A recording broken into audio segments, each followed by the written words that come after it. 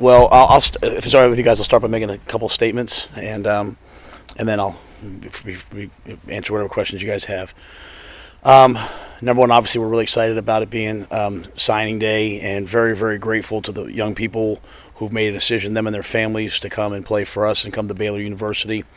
I want to make sure that I thank the Texas High School Coaches Association, and the coaches, the assistant coaches, the coaches of other sports, everyone in the offices, the guidance counselors, everyone that facilitates not just helping kids come to Baylor, but helping kids go to college and young people go to college and fulfill their dreams. So the THSCA came to college coaches a couple years ago and talked about straight line recruiting, and we're proud to say that we won't take anyone if they're not recommended by their high school coach, and that the high school coach for us is the primary source of contact and information as we go through this process, and no one does it better than the coaches here in Texas. And so we're very grateful to THSCA and proud to be a part of a straight line recruiting. As I talk about coaches, I want to make sure that, on behalf of the entire football program, though, I also extend our condolences to Coach Hayden Fry's family. You know, Obviously, Coach Fry is before my time, but I'm someone that loves college football and I love coaches. And his impact on the game will be felt for years and years and years. As a player at Penn State, we played against those Iowa teams. As I said in the radio earlier, Tim Dwight ruined our dream of a national championship. But they were tough, hard-nosed teams, and you see the coaches that came out of Coach Fry's program, the Bob Stoops, Bill Snyder's, Dan McCarney's, Barry Alvarez, and many, many more. He was a developer of men, both players and coaches, and as an alum of here and a former person, football player, but also coach here, our condolences to him, but very grateful for the impact he had on this game. As we head to the weekend and we're getting ready for bowl prep, I want to make sure, though, that I also wish our women's volleyball team all the best in Pittsburgh. I mean, they're awesome. And we hope that they come back with a national championship. But at the same time, I also hope they come back with an amazing experience. And I've gotten to know a lot of the young ladies on that team. They come through the facility, they're in there getting treatment, they're training, and no one works harder than that group. And Coach McGuire has done a fantastic job, and so we want to make sure that we congratulate them. And so I probably had something else that I wanted to make sure I said, but I'm just very grateful to everyone that's helped us put this class together, everyone on campus, because it takes the whole campus to do this. And with that, I'll see what questions you guys have. Yeah, it looks like your class is a little more oriented toward defense. Would you say that? Or? Yeah, we knew that we were losing some guys on defense, right? Yeah. And this is really the first chance we've had to recruit to this new sort of 3-3 defense. And we have one more that we think will sign. He's traveling, and he's also a defensive player. So we knew we needed an infusion of speed. And we took a bunch of running backs and receivers last year, so we knew that was sort of the bent of this class. And I think now that we know how the defense sort of works and what we need, I think we found the right amount of guys to go play all those safety / linebacker positions, because it's not really this guy's this. I mean, we just need guys who can fly around and run and tackle and make plays. And so I think we found a bunch of guys that are 5'11" to 6'2" that run 4.4, 4.5. That'll be real difference makers in the secondary / linebacker positions. How many did y'all sign today? We have 11 so far. 11 so far, and how many? You're expecting at least one more? I think we're going to get one more. I would say I think, because I don't want to be too disappointed if it doesn't happen. But we have a young man that's planning on signing with. He's just traveling internationally, and so hopefully that'll get in as this plane lands. Well, how many spots do you have, I guess, for February? It'll be transient, just as we kind of see some kids might not play anymore, some kids might decide to graduate. But my goal's been I wanted to have about 5 spots in January. Last year we filled up, and then we had some spots available, and we kind of ran down where we didn't have enough room. And so there were some other guys. We were in the mix for some other guys, and kids have to make their decisions. But really, there's a group of kids in January that if I can go sign 3, 4, 5 more guys, I think that'll be the difference for us. Maybe not next year, but in the coming years after that. Well, when do you expect to? Are you already feeling the impact of the season y'all have had, or is that going to be later down the road, do you think? We certainly are feeling the impact of it. I think the true impact is the 2021. When those kids, they're juniors and they're coming up, and Baylor's if you're a high school kid in the state of Texas right now, this season, Baylor's got to be in your list. The other schools are great too, but we're kind of past they're not going to be good anymore. So I think you're feeling it now. I think we'll really feel it in January some, but I think next year's class, we'll feel. But I'll say this, we have guys in this class that had a ton of options, and they've decided to come here, and we'll never change the way we recruit. We were going to recruit our way, and we believe in this group and think that they're going to be great students, great players, help us win a championship, but also there's a bunch of future pros in this group. Just kind of a 30,000-foot view. Obviously, you never want to have to beg someone to come to a school, but how do you walk that line of going to get someone and knowing maybe when they're not going to be a fit for you? Yeah, I'm not going to beg anyone because I think it's just not the right thing to do. I'm going to present a plan to young people about what I'm going to see. When you beg them, you're telling them like, hey, we need you. You're basically telling them what they can do for you. And my goal is to always tell them, hey, this is what I can do for you. This is my plan for you, because it's about them. And so we're going to recruit them, but there's promises made to kids that they go to schools. That's why so many kids are in the transfer portal. Go look at Baylor in the transfer portal right now. You ain't gonna see a lot of names. Are there any names out there? Not as of right now, right? And we had a kid leave at the beginning of the season that's found places, and that's because we don't make promises we can't keep. And so that's not for everybody. Some people love to hear, oh, it's this. Let me watch how many underclassmen come out for the draft this year and then don't get drafted. It's about 50%, I think, last year. Why is that? Because as they're going through that process, they are told so much, and so many people make promises to them, and we naturally all want to gravitate towards people who are telling us how great everything's going to be. I'd rather tell the truth and get the right guys and get guys who will grind through it, and we found a bunch of the right guys, and there are a bunch more out there in January. But that being said, we're going to recruit. We're just going to recruit really truthfully, because I can't say. People always say like, hey, recruit. Our program is about family. I hear coaches say that. I hear coaches say, we're about building men. Well, then, better be a man in the recruiting process and do what a man does, and that's only write checks that you can cash and only tell people the truth. And so I think our coaches do a great job of that, and I think that's why it's worked so far over 3 years. I think it'll continue to work.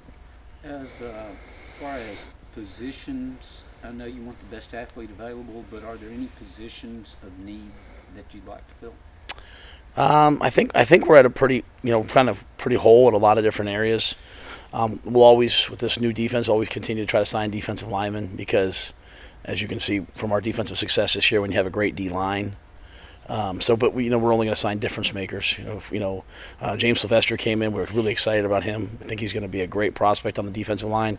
So if we sign anyone else on the defensive line, they're going to have to be someone that we think, hey, this guy can be an impact player for us, because we felt that we had 3 impact players on the D line this year, and I think that showed up in all these games. So that's the one area that if I can ever find one, we'll take. But you might sign another receiver. Probably just the best available in a couple different positions. When the season started, and the season progressed, and y'all were having this fantastic year, did you recruit as much as you could, given what was going on with the season? Oh yeah, we did the same thing this year as we've done every other year. Okay. It's just a smaller class. I know a couple people ask me about the ranking. You know better than me. Some of it's about how many guys you sign too. So I think signing 11 is perfect for us. We've signed a lot the last couple of years as we've tried to, we had to make up for this huge chasm in the roster. So we've done that. Well, a lot of kids here are happy and they're not leaving, which is great. So we kind of have a fuller roster. So we signed 11. We might sign between 3 and 5 more. It's just a small class, a small year. It's a small senior class next year. So, I think some other schools, if you have a lot of kids hitting the portal, you're going to have to sign a lot more guys, or if you've had a lot of injuries. I think our team's coming back next year, so it's just a smaller group. James Lynch is a consensus All-American, and tomorrow, depending on the list, he might be a unanimous All-American. It's the first in 4 years and the first for you here at Baylor. Just what's the significance of him earning that honor? Well, I think it's great, obviously, for him. I'm very proud of him. I think it's great for the program. I think it's the result of his hard work, but a lot of other people's hard work. It's a result of all the, James will be the first guy to tell you, he couldn't do this without the guys on the field with him. So I hope that the Bravion Roys and all those guys look at it as a team award, but at the same time, it's a credit to James and the way he does things, And I always go back to the first year we lost to TCU, and we were traveling coat and tie at the time, and I was getting on the bus. I said, "You can put your jogging suits if you want." And James Lynch went in there and put coat and tie on. He got on the bus. He was going to do things our way, and so to see him have the success that he's had, it's awesome. But it's also not surprising because you take guys with great talent and great work ethic and character, and come from great families, and then you have a chance to do something really special. And he's done a lot of really special things so far. Has Charlie been able to practice or do more since last Sunday? He was at practice today, but he didn't practice. Not yet. What is he allowed to do right now under protocols? Yeah, I mean, I'm not going to say this just because I don't want to say the wrong thing and get myself in trouble. But yeah, he's moved along. He's just not, he's not actually out there yet. And when do y'all leave to go to New Orleans? 27th. 27th. Is there a timetable on him? He's got to practice before a certain date before he can play. No, yeah. I mean, that would be, for me, if the doctors have their say, and then they do for each kid. Hey, you got to do this, you got to do this, you got to do this. For me, I mean, it would just come down to in the team's best interest and his best interest. Matt, you guys focused again on Texas as you have pretty much the whole time.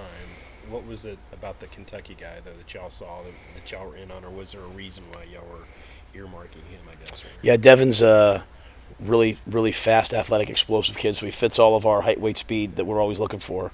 So he fits all the analytics, and then he's got great tape. And then you meet him, and you're like, he came to practice on Saturday, and the veterans weren't practicing. So like, you don't have Chris Miller, you don't have Henry Black, you don't have Braylon Arnold, and he's sitting there with them.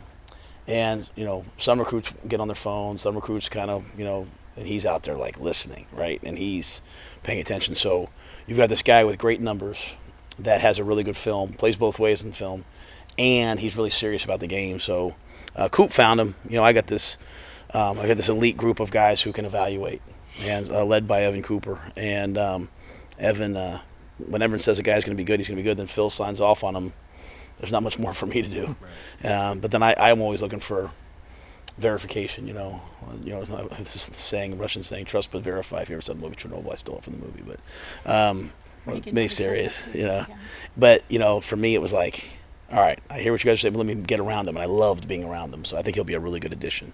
Well, you were talking about earlier, I guess last month, about what you look for to recruit, and they have to be engaged in football and not on their phones and stuff at football practice. So what are the other stuff that? And let me say this: there's kids that are engaged. I have to tell some of our coaches and support staff to put their phones away. So phones have invaded our lives, right? So I'm not saying that. It's just more like I had a recruit that signed with us today that who's on his phone, and I said, "Put your phone away." And I yelled at him at practice, like, "Put your phone away," and he was like, "Got it."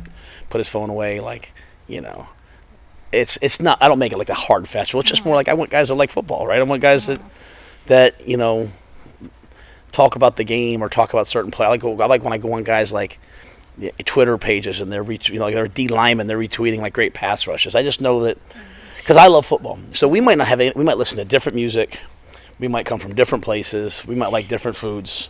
But if you love football and I love football, then we have something really big in common. So it's more of that. So I don't know for sure. I mean, you get to college, as we all know, we all got to college, and you go in different paths in your life. But it gives you at least a good chance of, hey, this guy. I mean, some kids like recruiting, some kids don't. But as long as you like football, I'm good with you.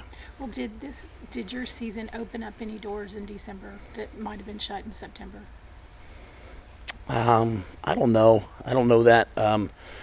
I just think more than anything, like every other year, we've had guys start saying like, "Hey, coach, so and so just got hired, and they're calling me, and I'm, we've had to fight people off at the end, and these kids have all been like, I'm in, I think you have guys,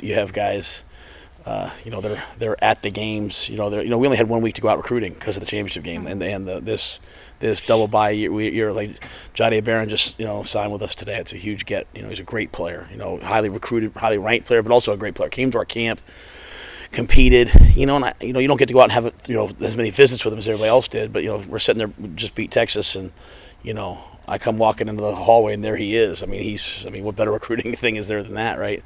I just think it kind of locked people in. The offensive line was obviously a struggle at points this season, but bringing in Mose Jeffrey, he'll be in January, I believe, early enrolling. What can he bring maybe to the offensive line? He'll be one of the heaviest offensive linemen the moment he gets on campus. Yeah, we just need to continue with size, right? And I think the guys we have, we're playing with Connor's a true sophomore. Khalil's a redshirt sophomore. Casey Phillips is a redshirt freshman. Jason Moore's, I guess, a redshirt sophomore. There's a lot of young kids out there playing, so I think they'll all develop a year. But I think bringing in Mose, but more than anything with Mose, he has a personality that's like the guys in the visit were like, we love this guy, like he's one of us. And then Gavin, here you have a big man who can, dunk a basketball every which way, that's athletic. Those are the things I look for. And he's got a mean streak. So I think they're going to bring the size, all that, but they also have a mind for being finishers and being tough. And that's what, if there's anything we need to do next year, it's we need to offensively have an edge about us that the defense built this year that we just needed up front. And it's hard when you're young, so we need some of our older these guys grow. They've got to develop it. I know you're not done yet, but as of now, you don't have a quarterback signee. Is that something you feel the need that you have to sign a guy every year, or what's your philosophy on that? Yeah, I'd like to sign a guy every year, but I'm not gonna reach, and I'm not gonna. And it's hard, you have a redshirt freshman, Gary, who's played a bunch this year and had some really bright moments. You have a true a redshirting freshman that went out there and slung it in the Big 12 championship game. It's kind of hard to get people to say, hey, I want to be a part of that. But I'm looking for guys who are so competitive they don't care. That's if you come in and you play quarterback, then you want to commit to play quarterback for us, then you're a special kid, a competitor, and I want to get you in the program. So if we find the right kid, great. But if not, we'll just take a year off and take one next year. And you look at I don't want to live on transfers, but you look at if you get in a jam, the three of the teams in the Final Four, they have a transfer quarterback. I mean, imagine if it's 10 years ago, what the college football playoff would look like this year. No disrespect to anybody, it's great. It's the way it is, and it probably should be this way. So I feel really good about the quarterbacks we have, and so we'll. If we get one, we're still recruiting some. So if one of those guys decides to come, I just feel like more kids made the decision to wait. And I was definitely okay with kids waiting, because we have not had a chance to get out on the road a ton. So my thing with kids was, if you want to come, sign now. But if not, watch us in the Sugar Bowl. Let me come out and see you in January, and let's go make a run at guys in January and to sign in February, knowing that we have a good team coming back. There's not like one area, as you asked earlier, there's not an area we definitely need. The guys we're going to get now, we're just looking for guys who can really make a difference either next year, but certainly in the years to come after that. Matt, you mentioned Sylvester earlier. What does he bring? Well, he's an athletic defensive end who's already 245, 250 pounds. So I think he's really going to grow. He comes from Newton, which has a culture of playing great football, and he has a toughness and an edge. And I mean, he signed today and he called me. He said, "Talk to me, coach." I mean, he's got a little juice to him, which I like, and so I think he's gonna continue this run. We recruited really good players last year on the D line. Like the freshman D line class that we have right now is going to be special, and for him to come in now, I think he's right in the same ilk as those other guys, and so he'll only improve. You talked about just the crush from the end of the championship game till now, trying to get these guys signed. But now as you transition into bowl prep, and how much are you looking forward to just this month with your team and getting ready to play in a New Year's Six? Yeah, and I say this. There's really no transition. It's just been like a rock heading down a hill. There's I got back from Austin recruiting Saturday night at maybe 11. I was in the office Friday morning, first thing recruiting. We had official visits Friday, Saturday night. Sunday we got done at 12:30, meeting with all the families. At 1 o'clock I was on the practice field. 3:15 I'm off the practice field. I'm back upstairs because there's recruits that are came back through, and I'm there till 5 when I went and saw my daughter's dance recital, and in Monday, and I'm in at 6:30 in the morning doing Georgia. So it normally signing day is kind of the end, and I go home and my wife and I go to dinner, and I'm going back to watch the practice tape. So but it's fun. I mean, it's fun to be in the Sugar Bowl. It's fun to be in this game. It's fun to be in any bowl. And, we practiced this morning to see the development and growth, to be around the team. Just, as I told the team, some of you guys are working your tails off right now to go beat this Georgia team that we're going to play. The rest of you guys are working your tails off to go beat Ole Miss, because we're going to play a really good Ole Miss team first game next year. So this is valuable time. But we'll do it till Saturday. We'll let them go Saturday, and then they'll have from Saturday till the 27th to be with their families. And that's one of the reasons why I recruit Texas so much. I mean, some kids are going to fly off, and we love those kids. But I want kids that can, I want also a big group of kids that can drive home and be around their families and come back on the 27th, and we'll go to New Orleans, and we'll have a great time there and try to build our team and build our bond and brotherhood and all those things, and then come back on the 13th and start spring. A guy who's highly rated at McWilliams, running back. What do you like about him? No, I like everything about Tay. We went down and watched him after the West Virginia game that Friday night, and I watched him just running the football, and I kept texting our staff, we're not recruiting him hard enough. And guys would say, Coach, we did this. And I said, I don't care. Whatever we're doing, we could be doing more than anyone else in the world, we're not recruiting him hard enough. He's a special, special, special player. And but he's also a special person, comes from a great family, and I think he's going to early enroll, so he'll be here this spring, and I think he'll give us another tremendous threat on the offensive side. So while we didn't sign a ton of those guys on offense, a guy like him, a guy like Seth Jones, the guy like Drake Dabney, I mean, we went and got a receiver, we went and got a tight end, we went and got a running back, we got some difference makers, and more escape me, but it's those guys. And then we have a bunch of guys that can play can play on both sides. AJ McCarty can be a defensive player, but he can also be an offensive player. So I think we got a lot of versatility, and a lot of guys that can help us. Great. Thank you, Max. Hey, thank you guys. How many guys are going to early enroll? It's a great question because some of them are waiting on a class or two. I think it's 3. Yeah, but there's a couple that could. Sometimes kids say they want to early enroll, and then the thought of leaving home early, or they want to run track. So it's just always very fluid. The early enroll. And they Coach, go what'd you think of the Muppets? I loved it. Yeah, I saw your tweet. I loved it. Yeah. I mean, I think that's these guys back here. I thought it was.